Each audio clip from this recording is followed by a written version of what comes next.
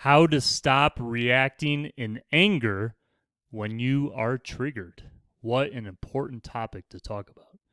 So, I have this article from Tiny Buddha, which, they're interesting group blog. I think it's a blog. They have very concise, pithy articles, I think written by other people usually. And they're just kind of to the point. So they're easy to read, they're easy to contain the information, not overly complicated, but insightful. That's kind of why I like to peruse them once in a while. But the important topic here, how to stop reacting to anger when you're triggered, by Sandy Wosnichi. Man, anyone that's watched Spearlift long enough up until this point knows and understands sometimes you just can't pronounce words. So my apologies, Sandy, butchering your name. And they always start off with these quotes on Tiny Buddha. This one, freedom is taking control over the rudder of your life, by Yukito Kishiru. Man, I'm butchering her name too. So sorry.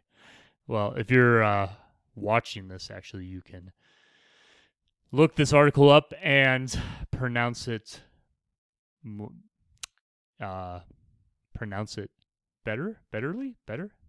Man, I can't speak sometimes. You can pronounce it for yourself in your own time.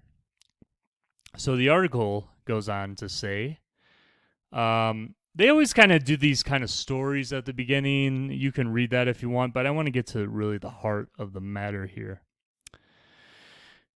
How to stop being so reactive and respond to stress more calmly.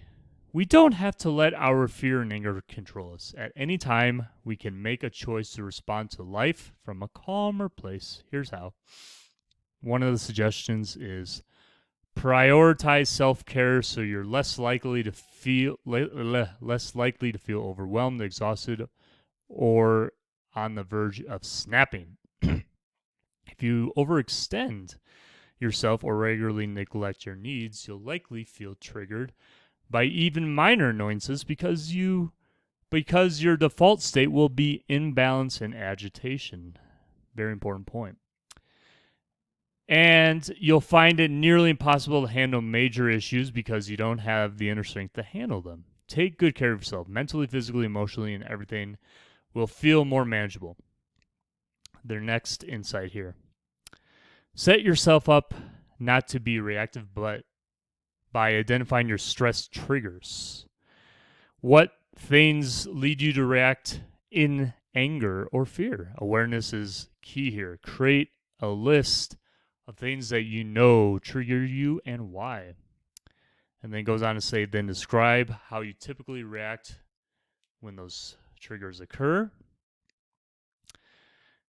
Then ask yourself, how do I want to respond instead? Let me just make a point here really quick.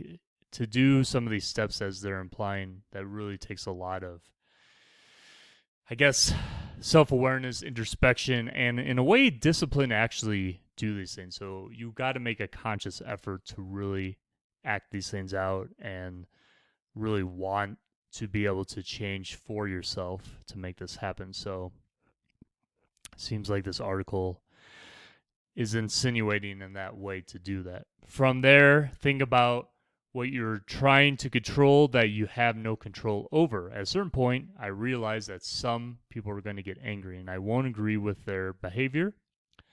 My anger stemmed from judging their reactions and wanting to control how they were feeling and behaving. I have no control over other people.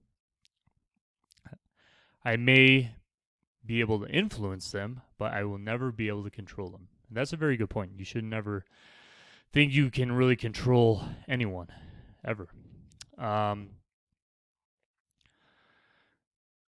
it goes on to say in this article, from there, think about what you're trying to control that you have no control over. At a certain point, I realized that some people are going to get angry and I won't agree with their behavior. My anger stemmed from judging their reactions and wanting to control how they were feeling and behaving. I have no control over other people. I may be able to influence them, but I will never be able to control them. If traffic triggers you, you may be trying to control your time because being delayed makes you feel anxious. Yes, it does. If chaos triggers you, you may be trying to control your environment to create a sense of safety. If angry people trigger you, you may be trying to control how other people react and experience stressful situations. At the end of this article here, and you can read it on your own and in more detail. Now ask yourself, what do I have control over? Since I don't have control over what other people do, and wanting to control them was creating anger within me in order to reach my desired response of staying calm and in control, I had to shift my focus to myself because the only thing I have control over is what I do. I'm going to stop reading there because you can read the rest of that article, but I wanted to point out the importance of what the overall sentiment of that article is. Because I think more than ever, we're living in times that we're feeling more stress, more anxious, more easily triggered. But in the end of the day, it's only you who can control what is in your angle, what's the word I'm looking for? That's in your lane, if that makes sense, right? You're the only one that controls how you perceive life, and that can go any way you decide it to be. So take the actions today to make yourself feel better, have a different outlook on life, and everything is always only in your hands. So I hope that was helpful. Please comment below. What are some things that you could share with us and with the other viewers that are important to know that could help, lessen these triggers when it comes to getting angry? Please comment below, and it'd be great to share with everyone. Take care, everybody.